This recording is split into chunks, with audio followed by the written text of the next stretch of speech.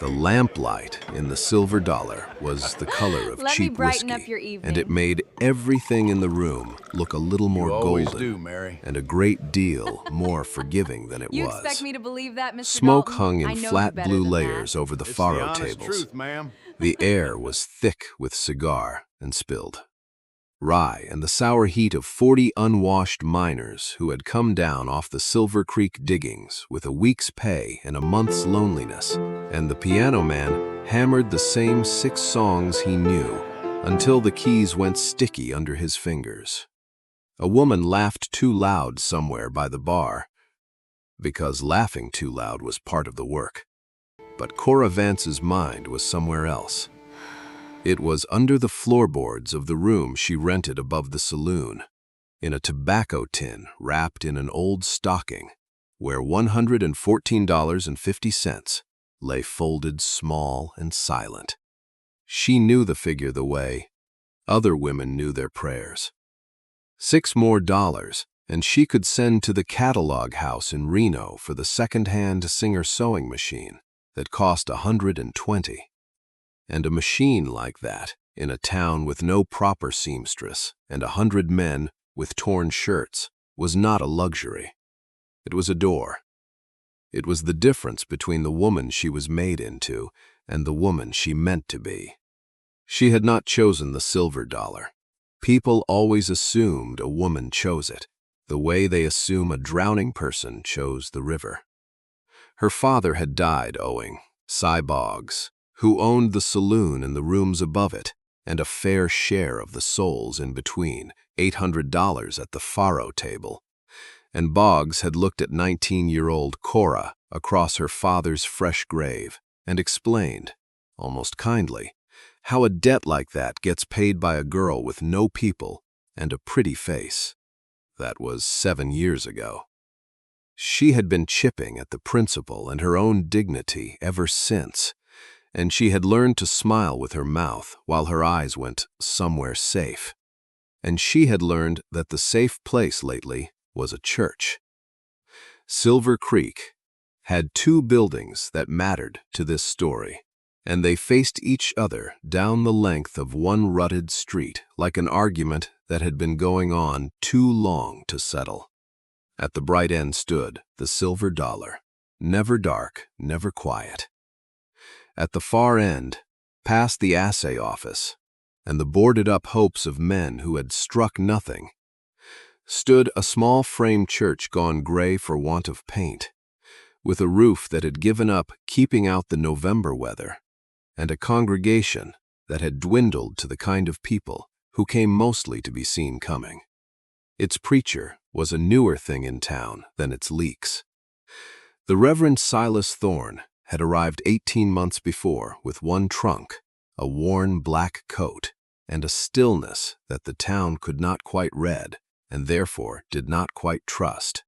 Folks knew only the bones of him, that he had been an army surgeon before he was a preacher, that the long, pale scar across the back of his right hand, the one that pulled the 2 outer fingers a degree out of true, had come from the same war that had put the stillness in him, that he buried the indigent for free and did not pass the plate at funerals, and had once sat 3 days at the bedside of a dying claim jumper no one else would touch, and that he did not ever raise his voice in the pulpit, which the more pious took as a failing in a preacher. Cora knew one more thing about him than the town did, though she would not have called it knowing. She knew that on the gray mornings when she could not sleep, for the smell of the night still on her, she had begun, without quite deciding, to walk to the far end of the street and let herself into the cold, empty church, and that the man never once told her to leave. What drew her there, the first time, was a torn book. She had gone in at dawn, only to sit where it was quiet, and she had found a stack of the church's Bibles in a crate by the door, swollen with damp, their spines split, their signatures, the folded gatherings of pages, pulling loose from the binding cords. To most people, a broken book is a thing to throw away. To Cora Vance, it was the one kind of broken thing she knew exactly how to mend, because her mother had bound books in a shop in Sacramento before the consumption took her, and had taught her daughter the craft the way some mothers teach hymns. So Cora sat in the gray light, and without asking anyone, she began to fix them. She had no proper kit, so she made do, the way her mother had taught her to make do. She straightened the warped boards under a stack of stones overnight. She made an awl from a darning needle bound into a cork, and she punched her sewing stations clean through the heavy leather of the covers, spacing them by eye and by the old rhyme her mother used to say. She begged a hank of linen thread from the dry goods clerk and drew each length across a lump of beeswax she'd saved from a candle stub, pulling it through her closed fist 3 times until the thread went stiff and dark and waterproof. Because waxed linen does not rot and does not slip, and holds a knot the way an oath ought to. Then she sewed. The long saddle stitch her mother favored. 2 needles working the same hole from opposite sides so the seam locks itself and cannot unzip even if a thread is cut, the kind of stickchit that holds a thing together precisely because it is doubled, because it never trusts a single line to do the work alone. She buried her knots inside the gatherings where no eye would find them. She glued the loosened headbands and pressed the mended spines under her stones. And one by one the ruined books came back from the dead under her hands in the cold church, at the hour when the rest of Silver Creek was sleeping off its sins. She thought she was alone. She was not. Silas Thorne had watched her from the vestry door the 3rd morning, and what he felt, watching, was not the thing the town would have assumed. He did not see a fallen woman defiling his church. He saw a pair of clever, careful hands doing patient, skilled, unpaid work in the dark, where no one could praise her for it, and he had buried enough men and opened enough of them on army tables to have lost, long ago, the habit of judging a soul by the dirt the world had rubbed into it. He had a rule he had made for himself after the war, a rule that had cost him a congregation or 2, and that he kept anyway, that he would not preach at a person who had not asked to be preached at, because a sermon aimed at someone who is already on her knees is not mercy, it is target practice. So he did not step out and bless her, or scold her, or save her, which were the 3 things she had braced herself against her whole life. He went back into the vestry. He built up the small stove. And when he left for his morning rounds, he sat on the end of the pew, where she would find it. A tin cup of coffee, still hot, and a plate with 2 squares of cornbread, and he was gone before she looked up, so that she never had to arrange her face into gratitude or shame, and could simply, for once, be fed. She found the coffee. She held the warm cup in both her cold hands a long time before she drank it. It went on like that for the better part of a month, through the shortening days. She mended his books. He left her something warm and made himself scarce. They exchanged, in all that time, perhaps a dozen sentences, and most of those were about the weather or the work. The brown thread, not the gray, for the dark leather.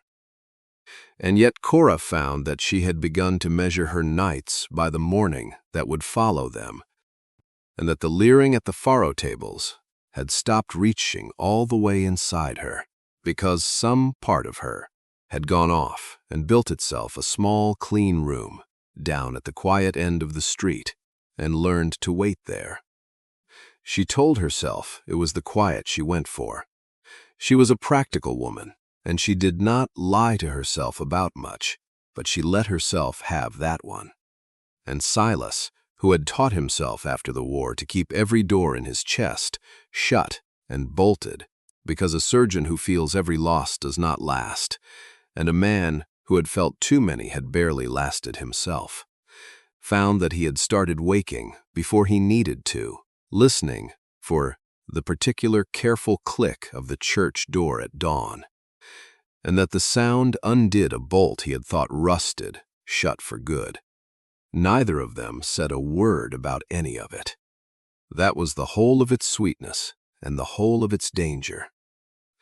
It could not stay a secret in a town the size of Silver Creek, and the person who found it out was the worst possible person to do so. Honoria Gable was the mayor's wife and the unelected sheriff of the town's conscience. A straight-backed woman of 50-odd who ran the Ladies' Benevolent Society and the church flower roster, and, through both, a good deal more than either. The town read her as a hard, righteous woman, and she was, but the hardness had a history that the town had been merciful enough to forget, and she had not. She'd had a younger sister once back in Ohio, a laughing girl who'd run off with a drummer and ended in a crib house in St. Louis and died there before she was 25. And Honoria had spent the 30 years since building a high, clean wall between herself and that shame, brick by brick, rule by rule, and she had come to believe the wall was virtue. She policed other women so fiercely because somewhere underneath she had never stopped being afraid of the river that takes a woman down, of how little it asks of her to fall. It did not make her kind. It only made her human, which is a different and lesser thing, and the two are easy to confuse from outside. She saw Cora come out of the church at first light on a hard, bright morning in November, and she did the arithmetic of it the way her kind always does. And by noon she had been to see Cy Boggs. What she said to Boggs was reasonable and quiet and ruinous, that the Vance woman was getting ideas. That a girl with ideas is a girl about to run, and a girl about to run is a debt about to walk out the door. That the respectable trade of the town, the trade Boggs also depended on, would look more kindly on the silver dollar if it were seen to keep its women in their place. She did not have to threaten. She only had to point out which way the wind would blow if she chose to lean on it. And Boggs, who could read a wind, leaned with it. He turned Cora out that same night into the first real snow of the year. He did it in front of the room, which was the cruelty of it, called her down in her work dress, and told the house she'd been skimming, which was a lie everyone was glad to believe, and put her out the swinging doors with her trunk thrown after her into the slush. And then he did the thing that took the floor out from under her. He kept the tin, said the $114 was his by right, against the debt, and that she could be grateful he didn't have the law on her for the theft he'd just invented. 7 years of skimmed dignity, the down payment on a door, gone in the time it took to say it. She did not scream. She had learned long ago that screaming only entertains them. She picked her wet trunk up out of the snow, and she walked, because walking was the only thing left that was hers to do, and her feet took her the way they had taken her all those gray mornings, down the length of the rutted street, past the dark assay office, to the only place in Silver Creek that had ever fed her without asking what she was. She got as far as the church steps. Then her legs simply stopped believing in the next step, and she sat down in the snow and the mud against the gray boards and let the cold come into her. And for the first time in 7 years, Cora Vance had no plan at all. The door opened behind her. Lamplight and the smell of the little stove, and then Silas was there, crouching, his face stricken in a way the town had never been allowed to see it. Cora. He reached for her arm to bring her in out of the weather. Come inside. You'll freeze. Don't. She pulled back from his hand so hard, she struck her shoulder on the railing, and the word came out of her ragged and furious and ashamed all at once. The truth she had carried so long it had grown into her like a splinter the flesh has closed over. She would not look at him. She looked at the snow. "Don't touch me. I'm damaged goods." The wind moved the bare cottonwoods along the creek. Somewhere up the street, the piano went on without her. Silas Thorne did not flinch, and he did not argue, and he did not stand up and offer her his coat from a safe and decent distance the way a careful man would. He knelt. He knelt all the way down into the freezing mud beside her, in his black preacher's trousers, so that his eyes were below hers and she had to be looked up at for once in her life, instead of down upon, and he took her 2 cold hands in his 2 warm ones, the scarred right hand and the whole left one, and he held them, and he waited until she finally turned her face to his. "Gold shines brightest in the dirt, Cora," he said, quietly, like a fact he had verified himself. "I spent 4 years up to my elbows in the worst of what men are. I know exactly what the dirt is. And I am telling you that I have never once, in all of it, seen the dirt change what a thing was made of underneath." His thumb moved over her frozen knuckles, over the small calluses her needle had left. "You have been buried. That is not the same as being ruined. Now let me get you warm, and you can argue with me about your own worth in the morning, when you've stopped shaking." She came inside. She did not have the strength left to keep refusing the one person who had never once asked her to be anything but cold and human and fed.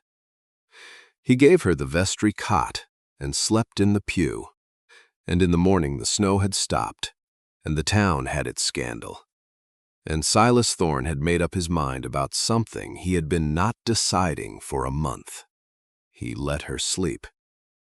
He sat with the coffee and looked a long time at the mended Bibles stacked clean and square on the shelf, every split spine made whole by her hands, and he thought about the Sunday that was coming in 2 days, and about the wall Honoria Gable had built, and the wall he had built, and about the fact that a man cannot ask a woman to believe she is gold while he keeps her hidden in the back room like something he is ashamed of, even to protect her, especially to protect her. Sunday came cold and clear. The church filled the way it filled now. The Gables in the front pew, the merchants behind, the careful and the curious. And the Reverend Silas Thorne walked up the center aisle, not from the front but from the back. And he had Cora Vance on his arm. She wore a plain dark dress she had sewn herself, mended at one cuff, her chin up by an act of will that cost her everything. And the room went silent the way a room goes silent when 40 people decide at once to be scandalized. Silas walked her the whole length of the aisle, unhurried, and he seated her in the front pew, on the other side from the Gables, in the most honored seat in the house. And then he went up to the pulpit and opened his book as though nothing in the world had happened. Honoria Gable stood up before he could speak. "Reverend."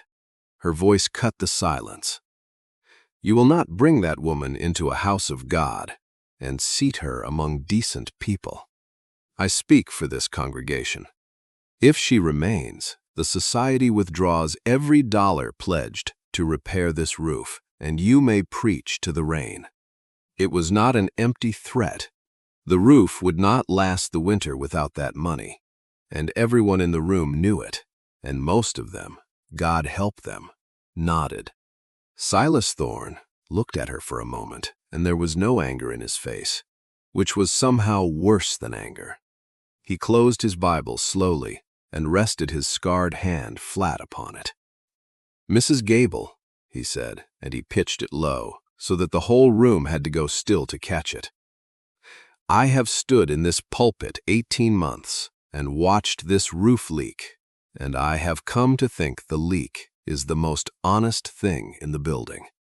A house of God is not roofed with the money of the proud. It is roofed with mercy, or it is not a house of God at all. It is only a dry place for comfortable people to admire themselves on Sundays.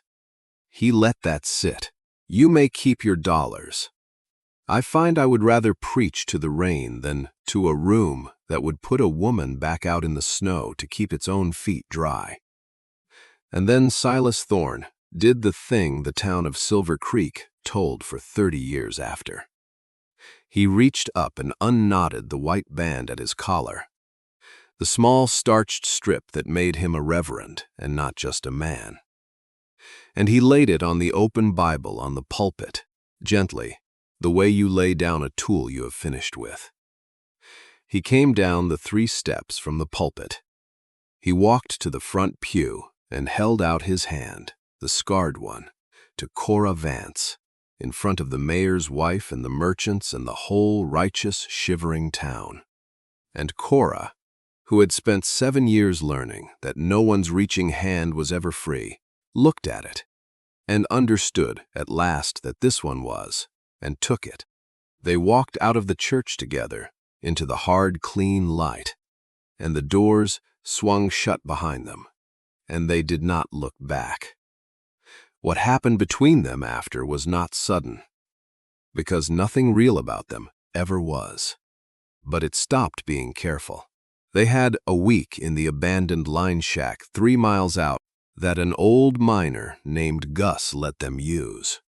A week of mending the place and not quite speaking, and the not speaking had a different quality now. A charged and waiting quality, the air between them gone tight as waxed thread. It broke on the 3rd evening, over nothing. She handed him a cup, and his scarred fingers closed over her whole hand around it. And neither of them let go. And when she raised her eyes to his, she found him already looking. And the careful distance they had kept for a month simply was not there anymore. He kissed her, or she kissed him. Afterward, neither could say, and it did not matter. It was not the chaste blessing the town would have imagined a preacher capable of. It was a man and a woman who had each been starved a long time in different ways, and there was heat in it, and her hands were in his hair, and his were at the small of her back, drawing her up against him. And the cup fell, and neither of them heard it land. When they finally broke apart, they were both unsteady, breathing like they'd run a distance, foreheads together in the lamplight. "I'm not a preacher anymore," he said, rough. "I want to be clear what you're choosing. I've got no church, no salary, no roof but this one, and a name in that town that's worth less than nothing now. I've been choosing men who could offer me things for 7 years, Cora said. Her voice shook, but not from cold. I find I'd rather have the one who knelt in the mud. She put her scarred-handed man's scarred hand against her own face. Marry me, Silas. Not to save me. I'm already saved, you stubborn man. You did that on the steps. Marry me because I can't stand another morning that starts without you in it. They were married within the month by a circuit judge in Carson City because no preacher in 3 counties would do it. And they spent their wedding night in the line shack with the wind in the cottonwoods. And what passed between them there belongs to them and not to this telling. It is enough to say that Cora Vance, who had been bought and sold and called damaged goods since she was 19, learned that winter what it was to be wanted by a man who asked for nothing she did not freely give, and that the learning of it healed something in her that no amount of clean living ever could have on its own. There is a spring afternoon 2.5 years on, in 1886, that I would leave you with. The line shack is a proper cabin now, with a second room Silas built and a sign over the door that Cora tooled into a board of harness leather.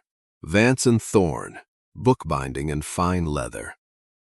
For it turned out that the hands which had mended the church's Bibles in the dark could make things that people 3 counties over wanted to pay for.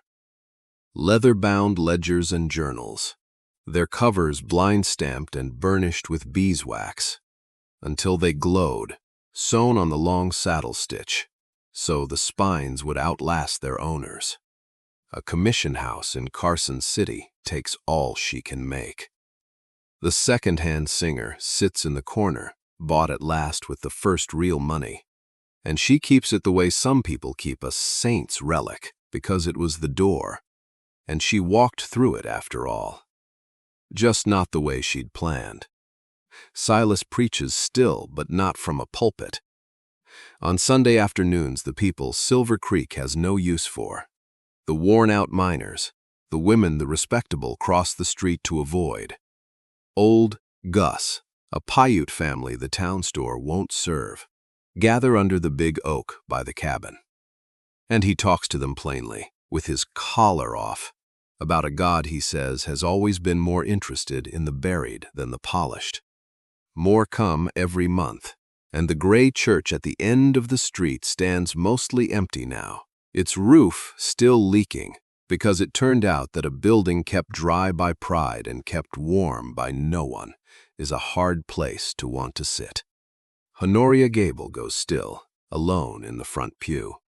Cora saw her once across the street in Silver Creek and braced for the old contempt. And instead, the older woman looked at her for a long moment with something tired and almost pleading in her face. The look of a woman standing on her wall in the cold and beginning, too late, to wonder what it had ever kept her safe from. Cora found she could not hate her. She nodded to her, once, the way you nod to someone drowning in a river you have only just climbed out of yourself, and she went on. Here is the thing I have come to believe, telling stories like this one. We are taught to imagine love as a rescue, someone strong who comes and lifts us out of the river to safety and sets us down clean on the bank, and the story ends.